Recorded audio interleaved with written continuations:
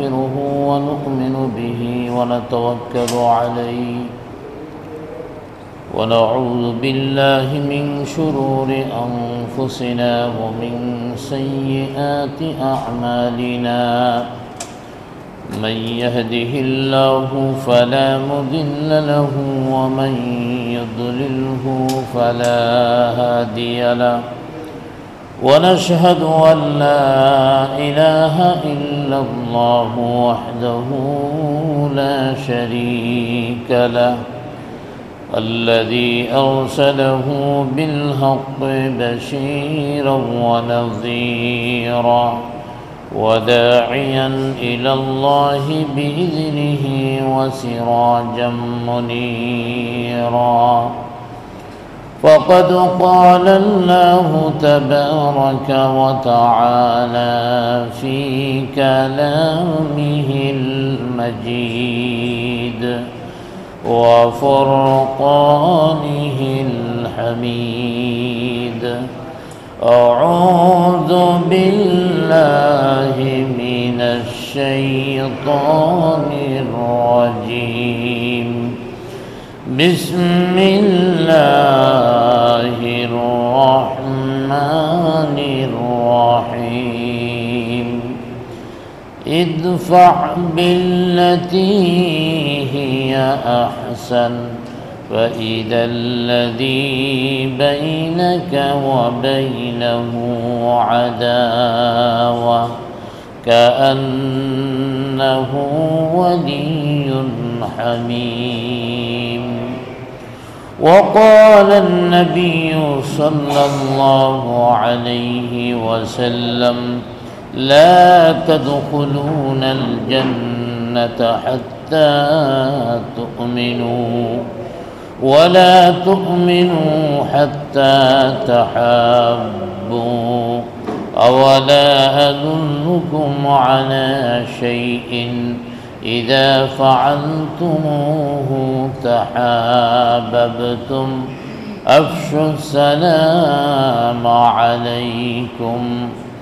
أفشوا السلام بينكم وقال تعالى في شان حبيبه إن الله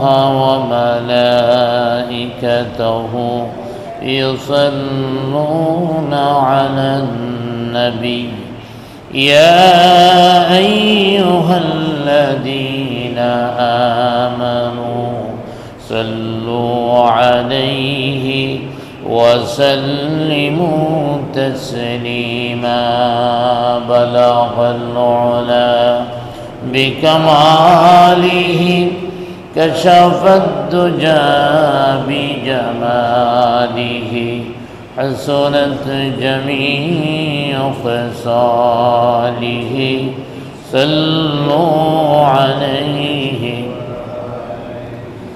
صورت یوسف بداری حکمت لقمان میں قاری قرآن باری اے دین شدمان میں بلغ العلا بکمالہ كشف الدجى بجماله حسنت جميع خصاله صلوا عليه معزز مکرم حضرت মুসল্লিয়ান کرام প্রথমে আল্লাহ সুবহানাহু ওয়া তাআলার অসংখ্য অগণিত শুকর আদায় করি যিনি আমাদেরকে বিভিন্ন ঝামেলা থেকে মুক্ত করে জুমআর নামাজ আদায়ের লক্ষ্যে যথাসময়ে আল্লাহর ঘর মসজিদে হাজিরা দেওয়ার তৌফিক দান করেছেন। সকলে একবার বলি আলহামদুলিল্লাহ। বিগত জুম্মায় আলোচনা চলতেছিল রাসূল আকরাম সাল্লাল্লাহু আলাইহি ওয়াসাল্লাম যেমনি ভাবে উম্মতকে ভালোবাসতেন, উম্মতের কল্যাণে সারা জীবনটা বিলিয়ে দিয়েছেন, তেমনিভাবে আমাদেরও নবীজিকে ভালোবাসতে হবে। নবীজিকে ভালোবাসার নিদর্শন হলো নবীর আদর্শের অনুসরণ করা, নবীর সুন্নাহর অনুসরণ করা। আজকে আলোচনা করা হবে রসূল আকরাম সাল্লাল্লাহু আলাইহি ওয়াসাল্লাম যেহেতু উম্মতকে ভালোবাসতেন, মহব্বত করতেন, সর্বদাই উম্মতের কল্যাণে লেগে থাকতেন, অতএব আমাদেরও নবীজির আদর্শ গ্রহণ করতে হবে এবং নবীজির আদর্শ গ্রহণ করার মাধ্যমে নবীজিকে ভালোবাসতে হবে।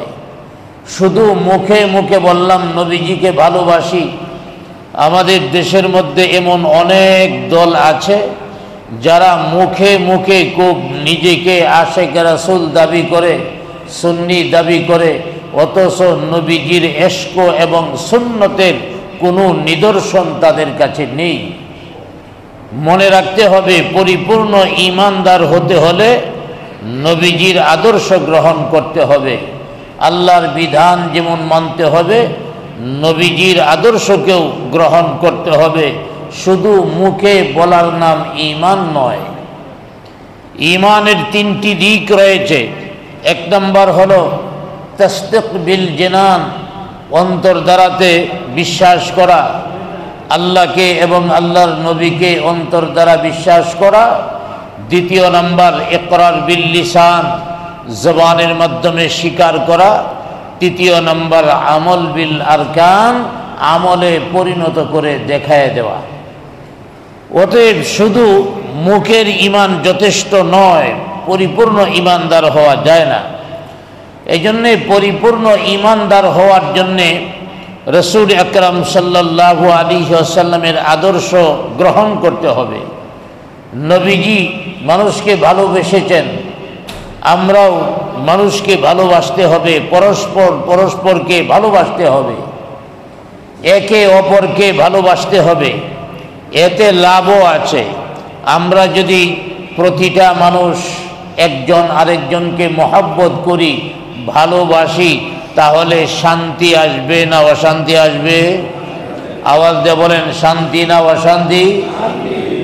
আর যদি একজনকে দেখতে না পারি, একজনকে দেখলেই চোখ টিপ্পনি মারি, তাকে তিরস্কার করি, তাইলে ওই লোকটাও সুযোগ পাইলে আমাকে তিরস্কার করবে। আমি যদি কারোর সাথে খারাপ আচরণ করি, যার সাথে খারাপ আচরণ করলাম, সেও যখন সুযোগ পাবে আমাকে ছাড়বে না, আমার সাথে খারাপ আচরণ করবে। অতএব এই প্রতিশোধের আগুন জ্বলতে থাকবে, যে আগুনে আমরা সবাই পুড়ে ছারখার হয়ে যাব। পক্ষান্তরে যদি আমরা একজন আরেকজনকে মহব্বত করি, একজন আরেকজনকে সম্মান করি, একজন আরেকজনকে ইজ্জত দেই, একজন আরেকজনকে মূল্যায়ন করি, তাহলে সমাজটা শান্তিতে ভরে আসবে। কারণ একজনকে আরেকজন দেখলেই তার প্রতি মহব্বত, শ্রদ্ধা প্রকাশ পাবে। আলহামদুলিল্লাহ বলি। কারোর সাথে যদি কারো আক্রোশ না থাকে, তাইলেই তো মহব্বতের সম্পর্ক হয়। মহব্বতের সম্পর্ক যেখানে, শান্তি সেখানে। এই জন্যে মনে রাখতে হবে, আমার ইজ্জতের যেমন মূল্য আছে, আরেক ভাইয়ের ইজ্জতেরও মূল্য আছে।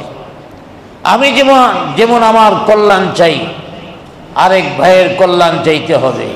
আমি আমার ক্ষতি কখনো চাই না, আরেকজনের ক্ষতি কখনো কামনা করা যাবে না। এটাই তো নবীজির আদর্শ। আজ নবীজির আদর্শকে অনেক দূরে সরিয়ে দিয়েছি, যার কারণে কেউ কাউকে সম্মান দিতে পারি না, মূল্যায়ন করতে পারি না। অশান্তির আগুনে আমরা সবাই দাউ দাউ করে জ্বলছি। কোনো সেক্টরে, কোনো জায়গায় যে শান্তি পাওয়া যায় না। অতএব শান্তি পেতে হলে পরস্পরকে ভালোবাসতে হবে, মহব্বত করতে হবে। একজন আরেকজনের সাথে মহব্বত, ভালোবাসার সম্পর্ক গড়ে তুলতে হবে। আমি নিজেকে যেমন ভালোবাসি, আরেকজনকেও তেমনি ভাবে ভালোবাসতে হবে। এই আদর্শ শিক্ষা দিয়ে গেছেন আমাদের নবী। আর নেতারা তো শিক্ষা দেয়, আমগর দলের উপরে আগে নির্যাতন করছিল, এখন আমরা ক্ষমতায়, ধর ওইগুলি রে। এই হলো নেতাদের আদর্শ। কিন্তু নবীজি আদর্শ শিক্ষা দিয়েছেন, একজন আরেকজনকে ভালোবাসো, মহব্বত করো, আক্রোশ নয়। আল্লাহর হাবিব বলেন, লা ইউমিনু আহাদুকুম হাত্তা ইউহিব্বা লিআখিহি মা ইউহিব্বু লিনাফসিহি। আল্লাহর হাবিব সাল্লাল্লাহু আলাইহি ওয়াসাল্লাম বলেছেন, একজন মানুষ ততক্ষণ পর্যন্ত পরিপূর্ণ মুমিন হতে পারবে না যতক্ষণ পর্যন্ত নিজেকে যেমন ভালোবাসে অন্যদেরকে তেমন ভালো না বাসে। আমি নিজের জীবনকে যেমন ভালোবাসি, আরেকজনের জীবনকেও আমি ভালোবাসতে হবে। তাইলেই বোঝা গেল পরিপূর্ণ মুমিন আমি হতে পারলাম। শুধু মুখে মুমিন দাবি করলেই মুমিন হওয়া যায় না। প্রতিটা মানুষকে, প্রতিটা মুমিনকে ভালোবাসতে হবে। রাসূল আকরাম সাল্লাল্লাহু আলাইহি ওয়াসাল্লাম থেকে মুসলিম শরীফের আরেকটা হাদিস, লা ইউমিনু আহাদুকুম হাত্তা ইউহিব্বা লিজারিহি মা ইউহিব্বু লিনাফসিহি। আল্লাহর হাবিব বলেন, ততক্ষণ পর্যন্ত কেউ মুমিন হতে পারবে না সে নিজেকে যতটুকু ভালোবাসে তার পড়োশীদেরকে ততটুকু যতক্ষণ ভালো না বাসে। অর্থাৎ নিজের জীবনকে যেমন ভালোবাসে, নিজের ইজ্জতকে যেমন ভালোবাসে, তার আশেপাশে যত লোক বসবাস করে তাদের বলা হয় পড়োশী। এই পড়োশীকেও তেমনি ভাবে ভালোবাসতে হবে। নবীজির শিক্ষাগুলি কত সুন্দর!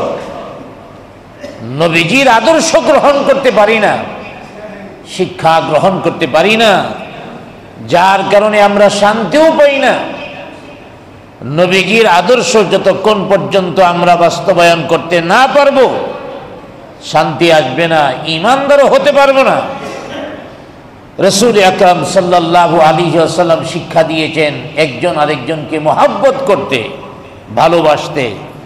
শুধু বলেছেন এমন নয়, ভালোবাসা কেমনে তৈরি হবে তাও বলে দিয়েছেন। দুনিয়ার নেতারা বলে অমুক কাজটা করে আসো, কেমনে করব তার নীতি বলা হয় না। কিন্তু নবীজি কাজ দেওয়ার সাথে সাথে কাজটা কিভাবে সহজে বাস্তবায়ন করা যায় তার একটা নমুনাও নবীজি বলে দিয়েছেন। হে দুনিয়ার মানুষেরা, তোমরা একজন আরেকজনকে মহব্বত করবা, একজন আরেকজনকে ভালোবাসবা। কেমনে ভালোবাসবা তার তিনটা সূরত আছে। এই তিনটা কাজ যদি করো, তোমাদের পরস্পর ভালোবাসা সৃষ্টি হয়ে যাবে। একজন আরেকজনের মধ্যে মহব্বত তৈরি হয়ে যাবে, একজন আরেকজনকে ভালোবাসতে পারবে। সেই তিনটা বিষয়ে নবীজি বলেছেন, এক নাম্বার, লা তাদখুলুনাল জান্নাতা হাত্তা তুমিনু, লা তাদখুলুল জান্নাতা হাত্তা তুমিনু ওয়া লা তুমিনু হাত্তা তাহাব্বু। আওয়ালা আদুল্লুকুম আলা শাইইন ইযা ফাআলতুমুহু তাহাবাবতুম আফশুস সালামা বাইনাকুম।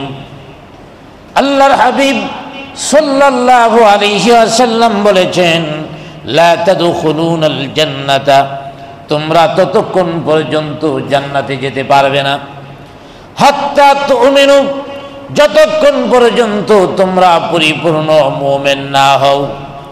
ভালো করে মনে রাখবেন, নবীজি বলছেন যতক্ষণ পর্যন্ত তোমরা পরিপূর্ণ মুমিন না হও ততক্ষণ পর্যন্ত তোমরা জান্নাতে যেতে পারবে না। ওয়ালা তুমিনু হাত্তা তাহাব্বু, আল্লাহর হাবিব বলেন আর ততক্ষণ পর্যন্ত পরিপূর্ণ মুমিন হতে পারবে না যতক্ষণ তোমরা একজন আরেকজনকে ভালো না বাসো।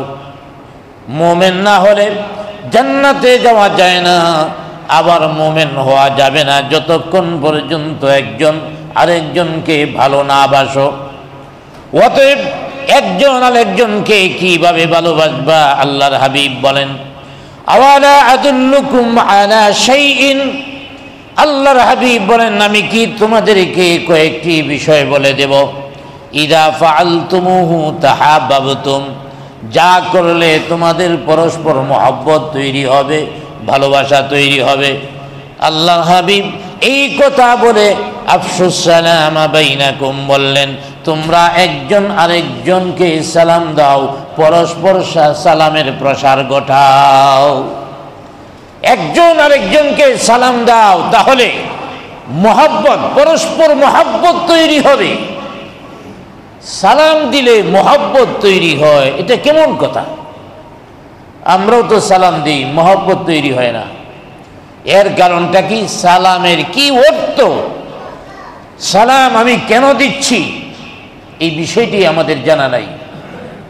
সালামটাকে কোনো কোনো ক্ষেত্রে একটা ফ্যাশন বানায় নিছি। সামনে পড়লো একটু হাত উঠাইলাম, অথবা মাথা লাড়া দিলাম, হ্যাঁ মাথা লাড়াইলো, হ্যাঁ তুই লড়াইছিস আমিও লড়াইছি, এই হলো সালাম, এই হলো জবাব। এই সালাম কি, যে সালামটা শুধু আমাদের নবী শিক্ষা দিয়েছেন এমন নয়, এই সালাম স্বয়ং আল্লাহ তাআলা শিক্ষা দিয়েছেন সর্বপ্রথম মানুষ আদম আলাইহিস সালামকে। জুড়ে বলি সুবহানাল্লাহ।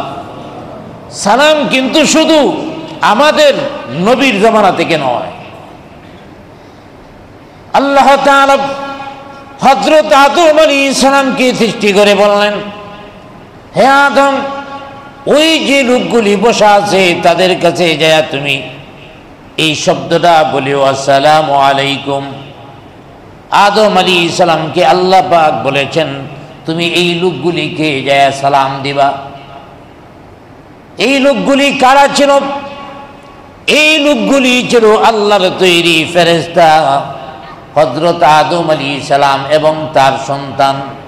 যখন পরস্পর দেখা হয়, তাদের কথাবার্তা, সর্বপ্রথম কথাবার্তা কি হবে, আদম আলাইহিস সালামকে শিক্ষা দেওয়ার জন্যই মূলত এই প্রক্রিয়া। আল্লাহ পাক বলে দিলেন, হে আদম, তাদেরকে যাইয়া তুমি সালাম বলবা। এই সালামের জবাবে তারা যে জবাবটা দিবে, এটাই তোমার সন্তানদের সালামের জবাব। হযরত আদম আলাইহিস সালাম যে সালাম দিলেন, আসসালামু আলাইকুম, ওরা জবাব দিলেন, ওয়া আলাইকুমুস সালাম ওয়া রাহমাতুল্লাহি ওয়া বারাকাতুহু। অতএব আদম আলাইহিস সালামকে থেকে এই সালাম এসেছে। সালাম কেন? সালাম একটা দোয়া। একজন ভাই আরেকজন ভাইয়ের সামনে পড়ল, দোয়া করলে অবশ্যই খুশি হবে।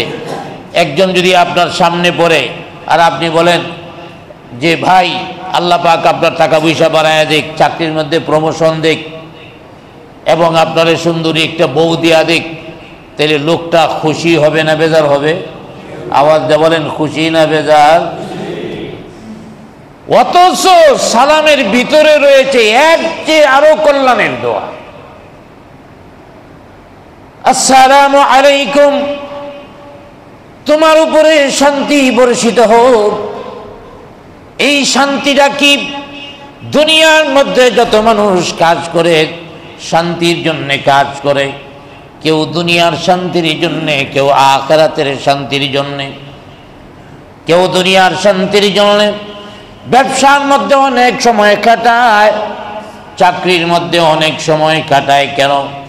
দুনিয়ার প্রাচুর্য যেন আমি অর্জন করতে পারি। আবার আল্লাহ ওয়ালা পরহেজগার মুত্তাকিন যারা আছে, রাতে রাতারে দাঁড়ায়া দাঁড়ায়া তারা নামাজ পড়ে। যখন দেশের সব মানুষ ঘুমায়, তারা নামাজের মধ্যে দাঁড়ায়, চোখের পানি ছেড়ে দিয়া দুইটা হাত উঠায়া আল্লাহর দরবারে কান্নাকাটি করে। কেন? আখিরাতের কল্যাণের জন্যে।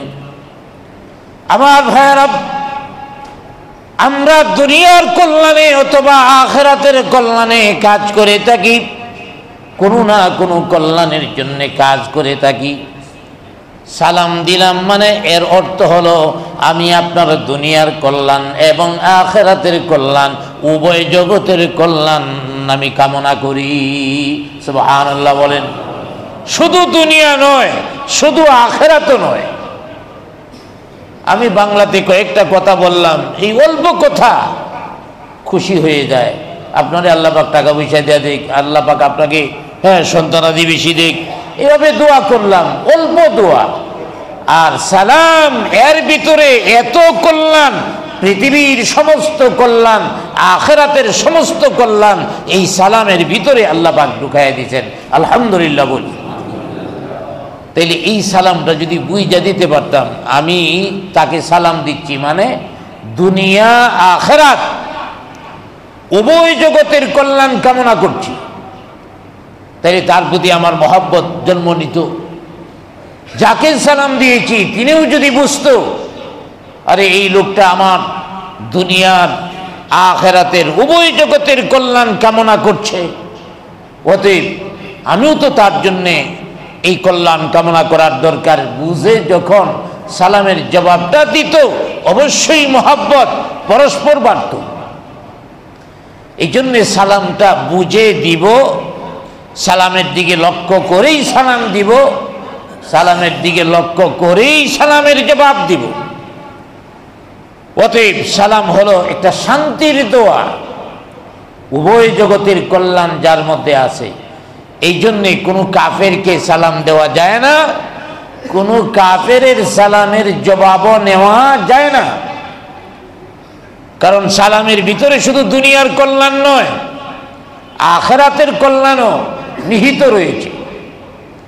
আর আখিরাতের কল্যাণের দোয়া কোনো কাফেরের জন্য করা যায় না, হেদায়েতের জন্য করা যায়, কিন্তু কল্যাণের জন্য, আখিরাতের কল্যাণের জন্য দোয়া করা যায় না।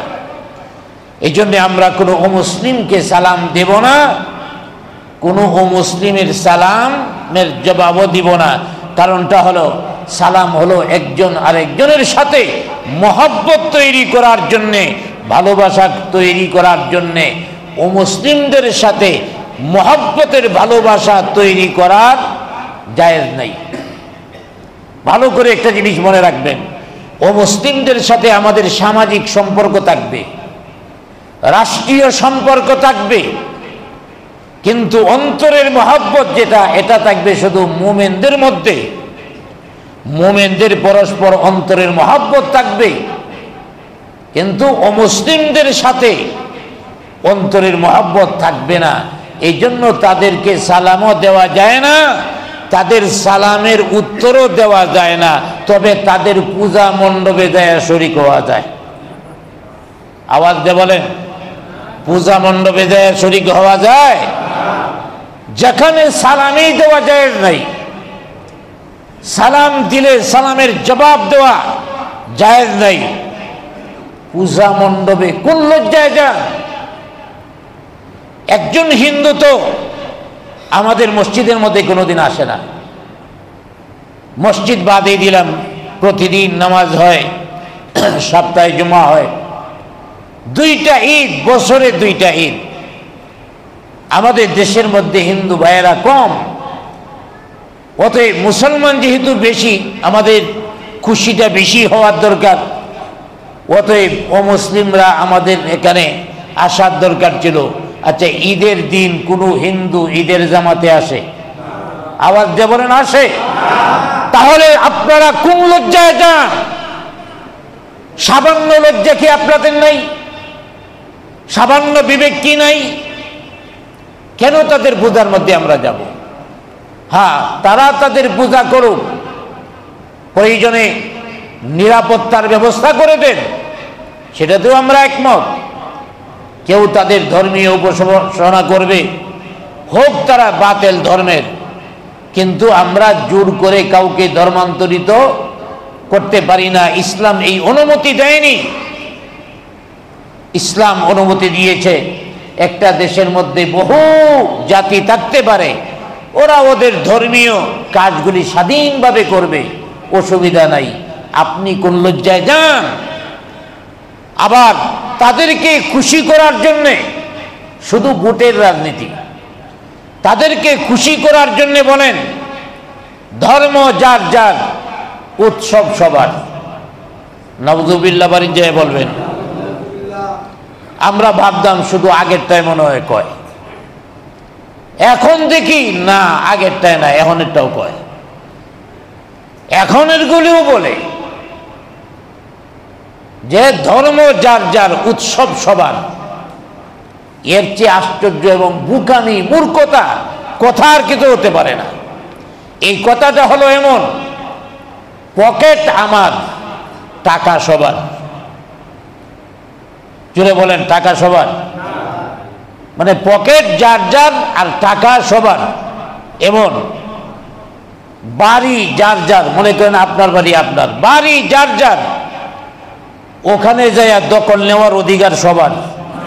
আওয়াজ দিয়ে বলেন সবার। বিবি সাহেব যার যার, তার কাছে যাওয়ার অধিকার সবার। তাইলে আপনি উৎসব সবার হয় কেন? ধর্ম যার যার, উৎসবও তার তার। যার ধর্ম তার উৎসব।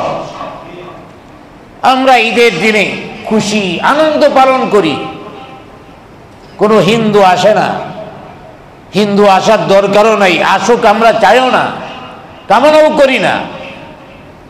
কিন্তু আশ্চর্য লাগে এই ভোটের রাজনীতির জন্যে ওখানে যায় আপনি ঈমান আমল সব বিসর্জন দিয়া দেন।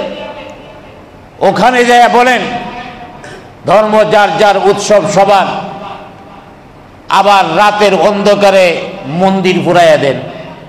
এমন আছে না নাই? ওরাই রাতের অন্ধকারে মন্দির পুরায়, পুরায় কয় হুজুররা পুরাইছে, হুজুররা পুরাইয়া দিছে। এই ভণ্ড রাজনীতি আমাদের দেশের মধ্যে আর কতকাল চলবে? আল্লাহ পাক এই সকল ভণ্ডামি থেকে গোটা জাতিকে হেফাজত করুক, সকলে বলি আমিন। ধর্ম যার যার, উৎসব তার তার, অন্য কারো নয়। আমি বলতেছিলাম ও মুসলিমকে সালাম দেওয়া যায় না, কারণ মহব্বতের সম্পর্ক কোন অমুসলিমের সাথে করা যায় না। মহব্বতের সম্পর্ক হবে কেবল মুসলমানদের সাথে। আমার ভাইয়েরা, এই জন্য একজন আরেকজনকে বেশি বেশি সালাম দিব। জুড়ে বলেন কি দিব? আরো জুড়ে বলেন কি দিব? সালাম দিলে মহব্বত তৈরি হয়, ভালোবাসা তৈরি হয়। একটা ছোট্ট ঘটনা আপনাদেরকে শোনাচ্ছি, কিভাবে মহব্বত তৈরি হয়, ভালোবাসা তৈরি হয়। আল্লাহর হাবিব যখন দ্বীনের দাওয়াত দিতেন, মক্কার লোকেরা কেউ পাগল বলে, কেউ জাদুঘর বলে, এইভাবে এক এক দল নবীজিকে এক একভাবে লাঞ্ছিত করতে চায়। এখনো যারা ইসলামের কথা বলে, কেউ তাদের জঙ্গিবাদ, কেউ রাজাকার, কেউ এইবাদ, কেউ সেইবাদ বলে, কি বলে না? জুড়ে বলেন বলে কি বলে না? আমার ভাইয়েরা, মুসলমানদের পক্ষে কথা না বলে ইহুদি খ্রিস্টানদের পক্ষে কথা বলতে স্বাচ্ছন্দ্য বোধ করে। ইসলামের পক্ষে, মুসলমানদের পক্ষে কথা বললে হয়ে যায় জঙ্গিবাদ। আমাদের পৃথিবীর মধ্যে একটা দেশ আছে, নাম হইল আফগানিস্তান। শুনেন নাই আপনারা? এই আফগানিস্তান পৃথিবীর দুইটা সুপার পাওয়ার। এক সময় সুপার পাওয়ার ছিল রাশিয়া, সর্বপ্রথম রাশিয়ারে পিটাইছে। তারপরে বর্তমান সুপার পাওয়ার হলো আমেরিকা, আমেরিকারেও পিটাইয়া কয়েক বছর আগে বাইর করছে। এই 4 বছরে তারা অনেক উন্নতি করেছে, কিন্তু আফসোসের বিষয় হলো মুসলমান সরকারগুলি কত ভীতু, কত কাপুরুষ। আজও পর্যন্ত এই 4 বছরের ভিতরে একমাত্র পৃথিবীর একটা দেশ যারা আগে মেরে খাইছে, রাশিয়া। এই রাশিয়া আফগানিস্তানকে স্বীকৃতি দিয়েছে, এখনো পর্যন্ত কোনো মুসলিম দেশও স্বীকৃতি দিতে পারে নাই। এর চেয়ে বড় আফসোসের কথা, লজ্জার কথা, কাপুরুষতার কথা আর কি হতে পারে? একটা মুসলিম দেশকে আমরা স্বীকৃতি দিতে পারছি না। আমার ভাইয়েরা, মুসলমানদের ভিতরে আজকে মুসলমানিত্ব নেই, ওই পশ্চিমাদের গোলামে সব পরিণত হয়ে গেছে। আজকের মুসলিম শাসকগুলো পশ্চিমাদের গোলামে পরিণত হয়ে গেছে। আমার ভাইয়েরা, আমি বলতেছিলাম নবীজিকেও এমনি ভাবে গালিগালাজ করতো, তিরস্কার করতো, দাওয়াত দিলে শুনতো না। নবীজি একদিন বাজারে গেলেন দিনের দাওয়াত দেওয়ার জন্যে, এক যুবক বাজারে রওনা দিছে, নবীজির দেইকেই কানের মধ্যে আঙ্গুল ঢুকাইছে, আবার বাকি আঙ্গুলগুলি চোখের মধ্যে দিছে। বৃদ্ধাঙ্গুল দুইটা দুই কানে ঢুকাইছে আর বাকি আঙ্গুলগুলি চোখের মধ্যে দিছে। কেন? মুহাম্মদ আমিনের কথা শোনা যাবে না, সে পাগল, সে জাদুঘর, নাউজুবিল্লাহ বলেন। অতএব তার কথা শুনলে আমারে জাদু আকর্ষণ করবে, অতএব তার কথা শোনা যাবে না। এই লোকটা কানের মধ্যে আঙ্গুল ঢুকাইয়া চোখের মধ্যে আঙ্গুল দিয়া হাঁটতেছে, রাস্তা তো আর দেখা যায় না। হঠাৎ করে কাঁটার গাছের মধ্যে পা পড়ে গেছে।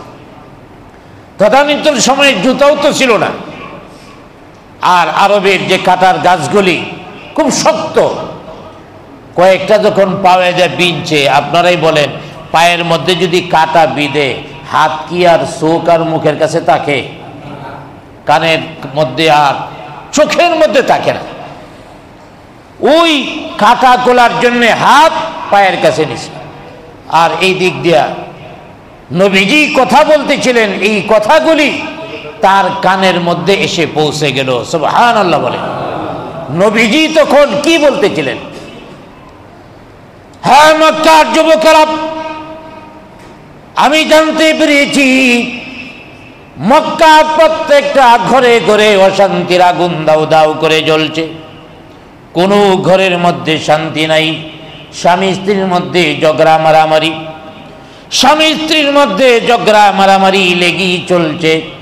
অতএব আমি তোমাদেরকে দুইটা আমল দিব, আমি তোমাদেরকে দুইটা আমল দিব। এই দুইটা আমল যদি তোমরা করতে পারো তাহলে স্বামী স্ত্রীর মধ্যে মহব্বত তৈরি হবে এবং স্বামী স্ত্রীর মধ্যে আর ঝগড়া থাকবে না, অশান্তি থাকবে না, তোমাদের পরিবারের শান্তিতে পরিপূর্ণ হয়ে যাবে। ওই যুবকের কানের মধ্যে যখন এই কথাগুলি গেল, যুবক চিন্তা করল মক্কার লোকেরা আমাদেরকে বলে মুহাম্মদ আমিন নাকি পাগল হয়ে গেছে, মুহাম্মদ আমিন নাকি জাদুঘর হয়ে গেছে, মুহাম্মদ আমিন নাকি কবি হয়ে গেছে। কই জাদুর কোনো কথা শুনলাম না, কবিতার কোনো কথা শুনলাম না, পাগলের কোনো কথা শুনলাম না। আমাদের পারিবারিক জীবনে কেমনে শান্তি আসবে এই কথা বলছে। তাহলে এই কথা মানলে তো আমাদের কোনো সমস্যা নাই, এই কথা মানলে তো আমাদের ধর্ম নষ্ট হবে না। আগে তো কানে আঙ্গুল দিছিল, এখন কানটা ভালো করে পরিষ্কার করে দেখি তো কি বলে স্বামী স্ত্রীর মধ্যে মহব্বত তৈরি হবে। আমার ভাইয়েরা, এমনি ভাবেই কিছু কিছু নেতারা আলেম ওলামাদের বিরুদ্ধে অনেক কিছু বইলিয়া দূরে রাখার চেষ্টা করে।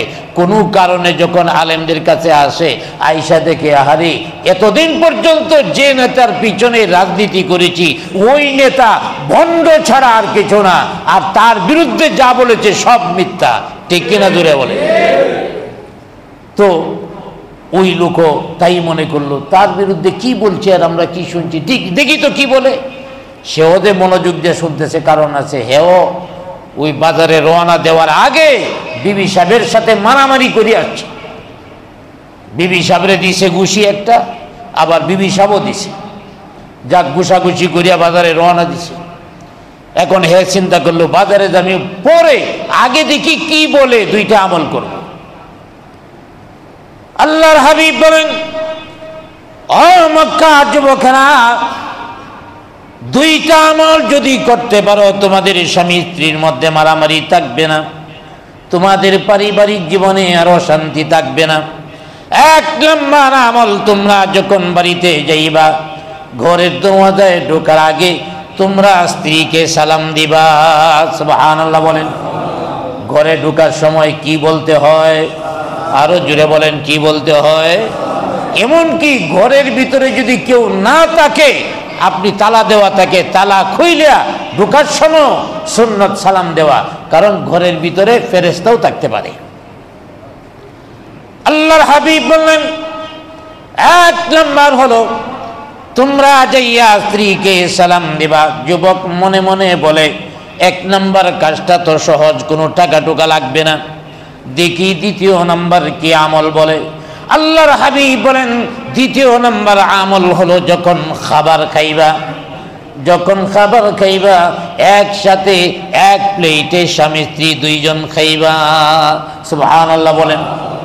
স্বামী স্ত্রী দুইজন এক প্লেটের মধ্যে খাইলে টাকা পয়সা বেশি খরচ হয়? জোরে বলেন, বেশি খরচ হয়? সহজ না কঠিন? অনেক হুজুর লজ্জা লাগে, কেমনে স্ত্রীর সাথে খাই। স্ত্রীর সাথে খাইলে স্ত্রীরে নলা দিলে লজ্জা লাগে, আবার শালিরে ডাকে, সকিনা এইদিকে আয় একটা নলা খা। শালিরে দিলে লজ্জা লাগে না? কত দুর্ভাগা মুসলমান আমরা। আল্লাহর হাবিব স্ত্রীদের নলা দিতেন, স্ত্রীদের নলা খাইতেন।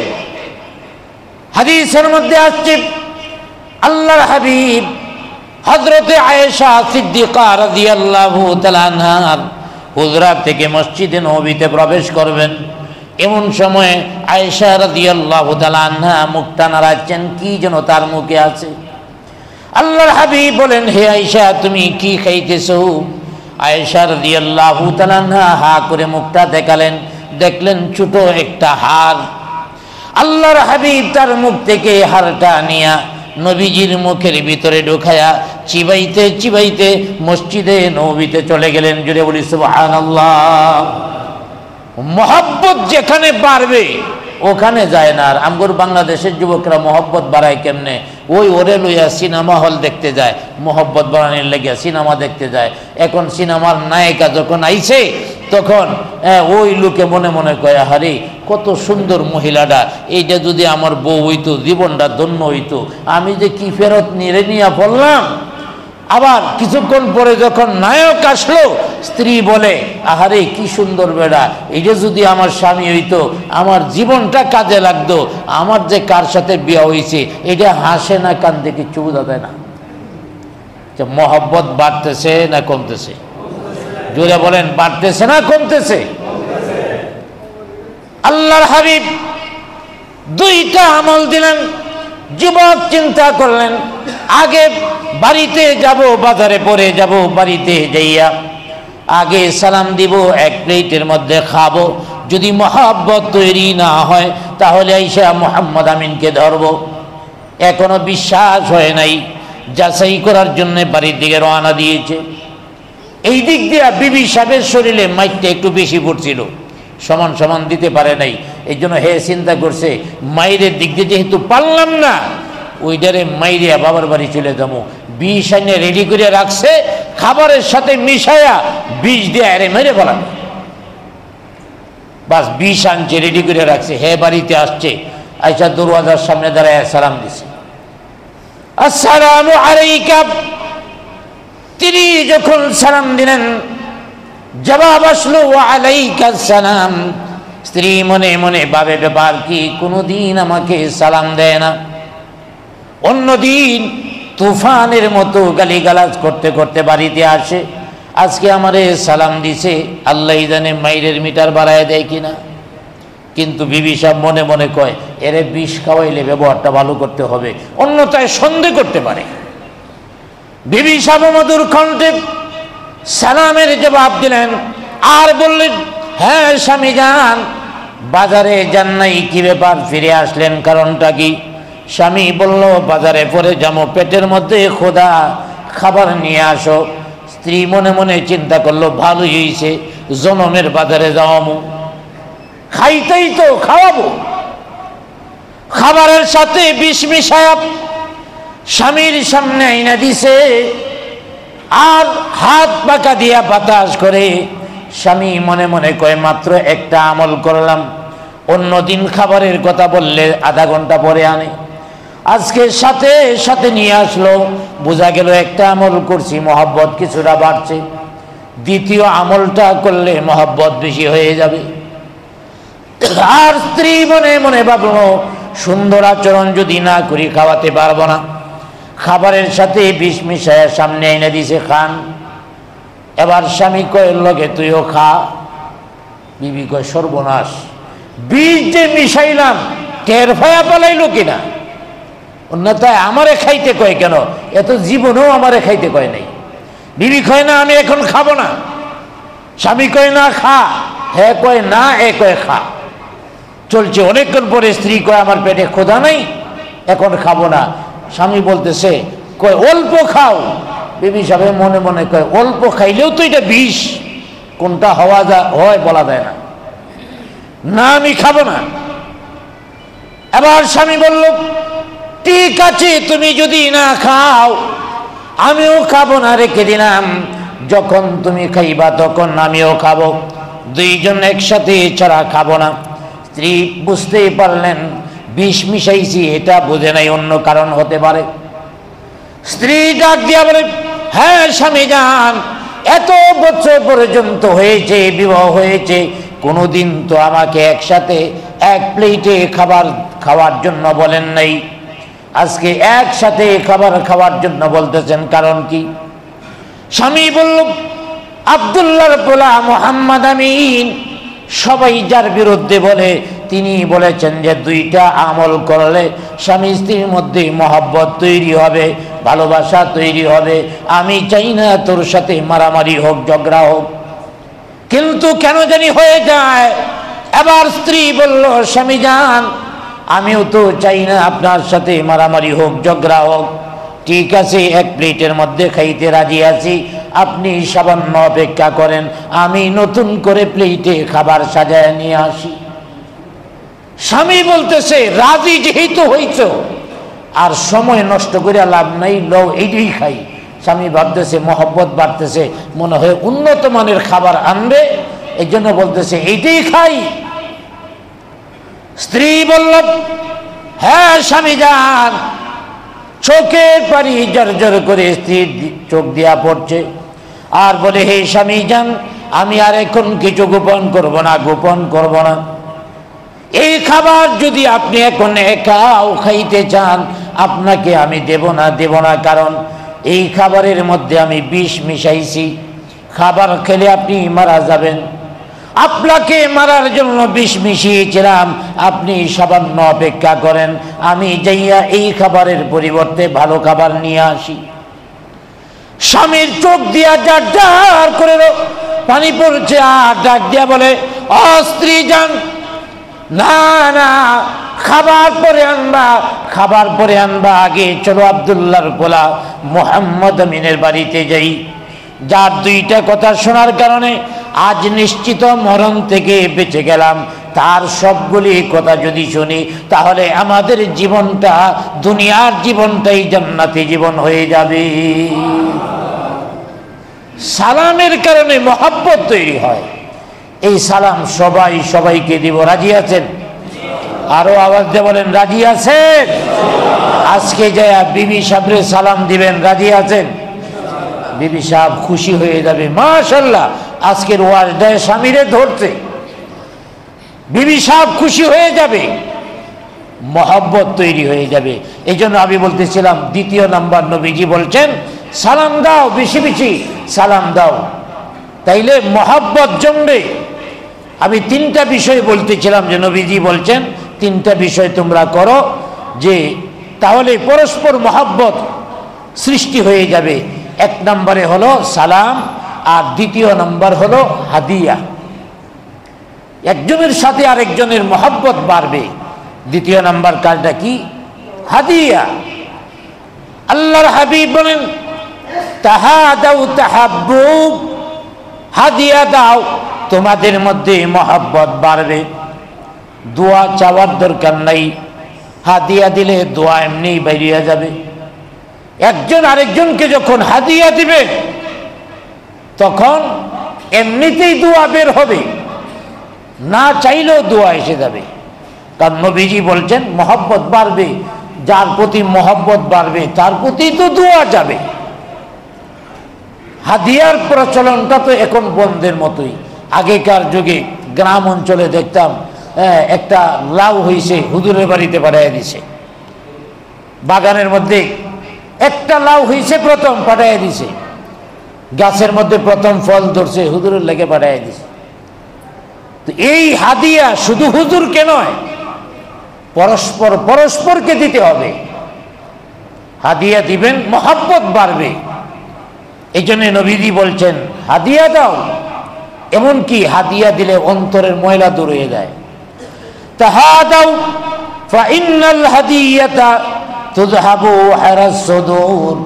আল্লাহর হাবিব বলেন তোমরা পরস্পর পরস্পরকে হাদিয়া দাও, তাহলে একজনের প্রতি আরেকজনের যে বিদ্বেষ আছে এই বিদ্বেষ আল্লাহ পাক দূর করে দিবেন।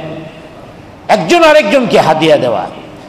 আর তৃতীয় নাম্বার সংক্ষেপে বলছি, আরেকটা হলো আমার সাথে যদি কেউ অন্যায় করে প্রতিশোধ না নেওয়া, প্রতিশোধ না নেওয়া, বরং তাকে মাফ করে দেওয়া।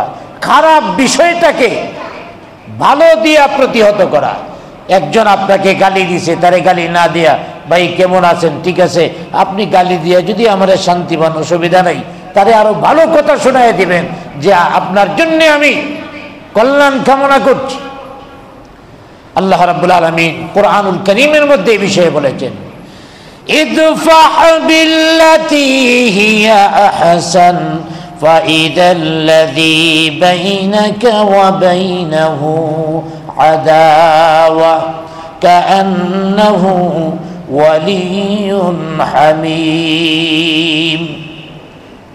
আল্লাহ পাক বলছেন খারাপটাকে উত্তম দ্বারা প্রতিহত করো, আর যদি তা করতে পারো তাহলে তোমাদের পরস্পর দুশ্মনী দূর হয়ে যাবে, শত্রুতা দূর হয়ে যাবে, তোমাদের মধ্যে মহব্বত তৈরি হয়ে যাবে। অতএব প্রতিশোধ না নেওয়া। হ্যাঁ, প্রতিশোধ নিতে পারেন কতটুকু, সমান সমান, সেটা হলো আইন। কিন্তু ইসলামে আইনের চেয়ে আখলাকের গুরুত্ব বেশি। আইনের চেয়ে ইসলামে আখলাকের গুরুত্ব অনেক বেশি। আইন হলো আপনাকে একটা তাপ্পড় একজনে দিছে, আপনিও তারে একটা তাপ্পড় দিতে পারেন, এটা হলো আইন। আর আখলাক হলো আমাকে তাপ্পড় দিছে, আমি মাফ করে দিলাম। নবীজিকে এত নির্যাতন করে মক্কা থেকে বাইর করে দিছে, আর নবীজি মক্কায় আইসা কি করলেন? সবাইকে মাফ করে দিলেন। এমনকি আবু সুফিয়ান, মক্কার সর্বোচ্চ নেতা, এত কষ্ট দিয়েছে নবীজিকে, তারা ডাকায় আনছে। আবু বকর, ওমর সহ কয়েকজনে পাঠাইছে, ধরে নিয়ে আসছে। এবার নবীজি কয়, হে আবু সুফিয়ান, এখন আমি প্রেসিডেন্ট, তোমার সাথে আমি কি আচরণ করতে পারি বলো তো? তোমারে হত্যাও করতে পারি, মাপও করে দিতে পারি, কি আচরণ আমি করতে পারি?